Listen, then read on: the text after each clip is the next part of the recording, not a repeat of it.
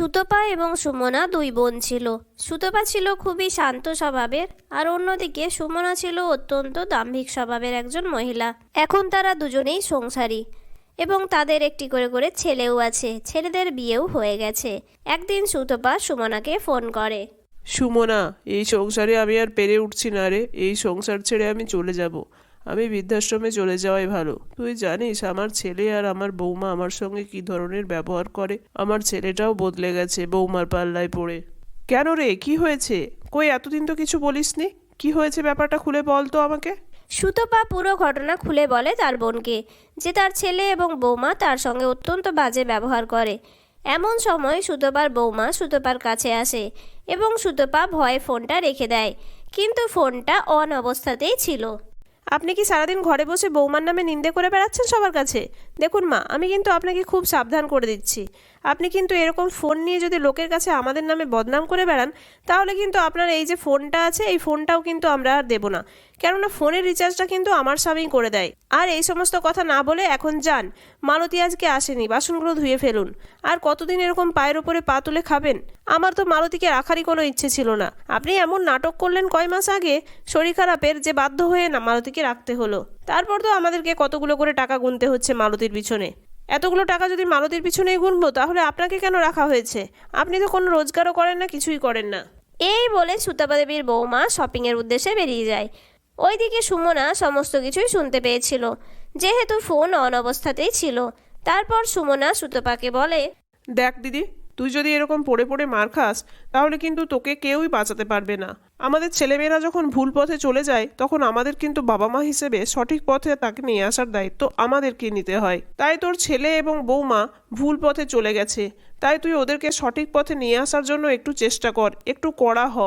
এই তো আমার ছেলে আর বৌমা এরকম করার কখনো সাহসই পাবে না তারা, কিন্তু তারপরেও তারা আমার প্রতি সমস্ত দায় দায়িত্ব পালন করে, কেননা আমি কড়া হাতে সংসারটাকে এখনো ধরে রেখেছি। আর তুই এরকম শান্ত স্বভাবের দেখে তোর বৌমা আর তোর ছেলে এই সমস্ত করতে পারছে সাহস করে তোর ওপর। কি করব, আমি তো তোর মতন হতে পারবো না। তাই আমি এদের সঙ্গে ঝগড়া অশান্তি কিছুই চাই না। আমি চাই এরা দুজন ভালো থাকুক। আমি না হয় কটা বছর বৃদ্ধাশ্রমেই কাটিয়ে দেব, তাতে করে সবারই শান্তি। দেখ দিদি, তুই বৃদ্ধাশ্রমে চলে যদি যাস, তাহলে কিন্তু সেটা তোর শান্তির বিষয় হলেও সবার শান্তির বিষয় নয়। আর তুই বৃদ্ধাশ্রমে যাবেই বা কেন? জামাইবাবু তো তোর নামে বাড়িটা করে দিয়ে গেছে। সেই দীর্ঘ 30 বছর ধরে তুই এখানেই সংসার করছিস। আমি তো জানি তুই পড়াশোনায় কত ভালো ছিলি, কিন্তু সংসারের জন্য তুই কখনো চাকরি বাকরিও করিসনি। আর এখন তুই এরকম হট করে বাড়ি ছেড়ে চলে যাবি, এটা আমি কিছুতেই মানতে পারছি না। এটা আমি হতেও দেব না। তুই আমার সাথে দেখা কর, আমার বাড়ি আয় কাল। কিন্তু আমি কি করে বাড়ি থেকে বেরোবো? আমাকে তো জিজ্ঞাসা করবে ছেলে বৌমা যে আমি কোথায় যাচ্ছি, তখন আমি কি বলবো? দেখ দিদি, এটা তোকেই ম্যানেজ করতে হবে। যাই হোক, তুই যাই হোক ভাবে বাড়ি থেকে বেরিয়ে আয়। সুমনার কথা মতো সুতপা দেবী বাধ্য হয়ে সুমনার সঙ্গে দেখা করতে সুমনার বাড়ির উদ্দেশ্যে বেরিয়ে পড়ে। বাড়িতে ছেলে এবং বৌমাকে মিথ্যে কথাই বলে আসে যে সে তার বান্ধবীর বাড়ি যাচ্ছে। আয় আয় দিদি, আমাদের ঘরে আয়। বৌমা, তোমার মাসিমণি এসেছে, একটু চা করে নিয়ে এসো। আর বিকাশ, দেখ তোর মাসি কতদিন পর বাড়িতে এসেছে। বিকাশ, তোকে দেখে খুব ভালো লাগছে। তোকে কতদিন পরে দেখলাম বাবা, ভালো আছিস তো? কি যে আনন্দ হচ্ছে তোকে দেখে, সেই কতদিন পরে তোকে দেখছি। আর বৌমাকেও তো দেখছি অনেক দিন পর, সেই তোদের বিয়ের সময় দেখেছিলাম। আমার বৌমা কিন্তু আইটি সেক্টরে চাকরিও করে, আর ওরা দুজনে একই সময়ে অফিসে বেরিয়ে যায়, কিন্তু তার আগে সমস্ত কিছু ব্যবস্থা আমার জন্য করে দিয়ে যায় ওরা। শোন, ছেলে মেয়েকে ঠিকভাবে সামলাতেও হবে। সঠিক সময়ে সঠিক কথা, ওরা ভুল করলে ওদেরকে শাস্তি দিয়ে বুঝিয়ে দিতে হবে, এবং ওদেরকে সঠিক পথে নিয়ে আসার দায়িত্বও কিন্তু আমাদেরকেই নিতে হবে, সে যতই ছেলে মেয়ে বড় হয়ে যাক। তারপর সুমনা সুতপাকে কিছু বুদ্ধি দেয় এবং সেইগুলো তার সংসারে অ্যাপ্লাই করতে বলে। এদিকে সুতপার সুমনার বাড়ি থেকে ফিরতে দেরি হয়ে গেলে যথারীতি তার বৌমা বলে, কি ব্যাপার মা, এটা কি পান্থশালা নাকি যে আপনি যখন খুশি আসবেন, যখন খুশি চলে যাবেন? আপনি তো বললেন নাকি আপনার কোন এক বন্ধুর বাড়িতে নেমন্ত্রণ আছে, তাই আপনি যাচ্ছেন। তা আপনার কোন বন্ধুর বাড়ি? তখন আমরা আর ব্যস্ততার মধ্যে জিজ্ঞাসা করিনি। আপনি খুলে বলুন তো, আপনি ঠিক কোন বন্ধুর বাড়ি গিয়েছিলেন? বৌমা, নিজের লিমিটের মধ্যে থাকো। আমি কোথায় গেছি, কখন গেছি, কার সঙ্গে গিয়েছি, কোন বন্ধুর বাড়িতে গিয়েছি, সব কথা কিন্তু আমি তোমাকে বলবো না। আর আমি তোমাকে উত্তর দিতে বাধ্যও নই। এতদিন ধরে আমি চুপচাপ ছিলাম, তাই তোমরা অনেক কিছু আমাকে বলে গেছো। আমি কিন্তু আর এই সমস্ত সহ্য করব না।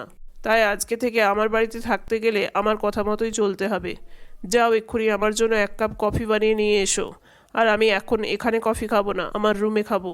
এই বলে সুতপা দেবী নিজের রুমে চলে যায় এবং সে ভাবতে থাকে, বাবারে, এত কড়া কথা বললাম কি করে আমি? আমার মনে হয় আমি পারবো না, এত কড়া কড়া কথা বলার অভ্যেস তো আমার নেই।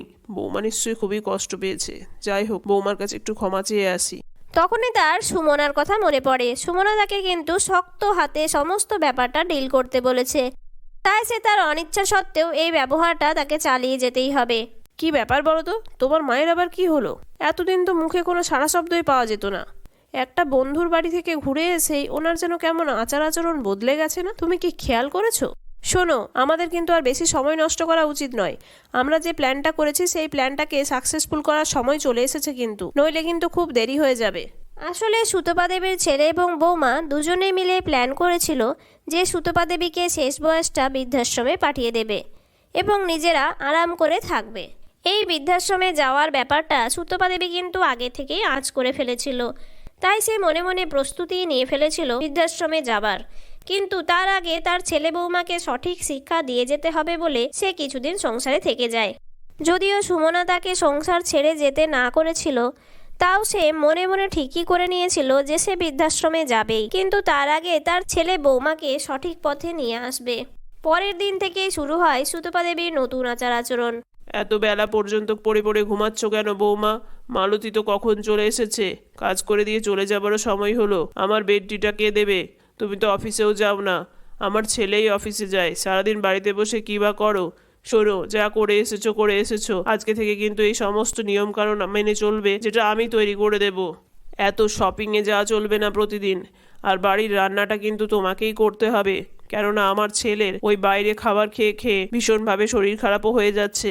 আর তাছাড়া তোমারও শরীরটা খারাপ হবে, তাই তুমি কিন্তু প্রতিদিন বাড়িতেই রান্না করবে। যদি না পারো তাহলে একটা লোক রাখো যে তোমাকে রান্নাতে সাহায্য করে দেবে। সুতপা দেবীর বৌমা খুব বিরক্ত হলেও তার কিছুই করার ছিল না, তাই সে শাশুড়ি মা যা বলছিল তাই করতে বাধ্য হচ্ছিল। এরকমভাবে বেশ কিছুদিন কাটতে থাকে। এদিকে সুতপা দেবীর বৌমা একেবারে অতিষ্ঠ হয়ে উঠেছিল শাশুড়ি মায়ের এরকম আচরণে, এবং সে তার হাজবেন্ডকে সবসময় বলতো যে সে যেন বৃদ্ধাশ্রমের খোঁজটা তাড়াতাড়ি করে নেয়। এরকমই একদিন সুতপা দেবীর ছেলে এবং বৌমা দুজনে মিলে বৃদ্ধাশ্রমের খোঁজে বেরিয়ে পড়ে। তারা বৃদ্ধাশ্রমে সমস্ত কিছু ঠিকঠাক করে বাড়িতে ফিরে আসে এবং তারা খুবই আনন্দ পায়।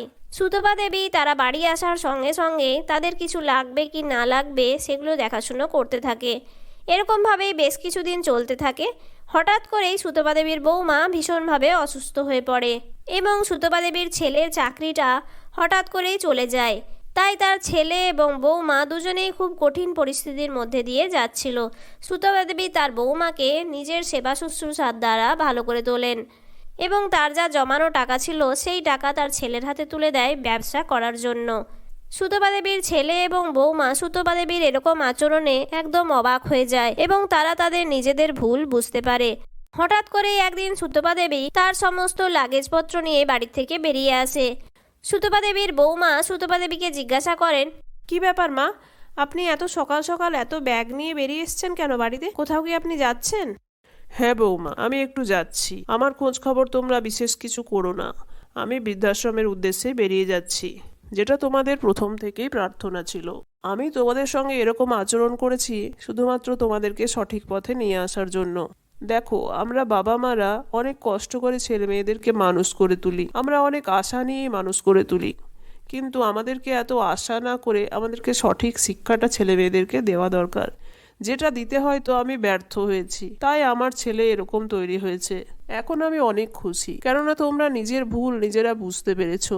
কিন্তু এই সংসারে আমি আর বেশি দিন থাকতে চাই না। আমি তাই আজকে এই বৃদ্ধাশ্রমের উদ্দেশ্যে বেরিয়ে যাচ্ছি। তোমরা আমার কেউ খোঁজ খবর করো না। তোমাদের কোনো অসুবিধাতে আমি কিন্তু ঢাল হয়ে এসে দাঁড়াবো। তাই তোমরা ভালো থেকো এবং সাবধানে থেকো। আর নিজেদের যখন সন্তান আসবে তখন সেই সন্তানকে কিন্তু সঠিক শিক্ষা দিয়ে মানুষ করো।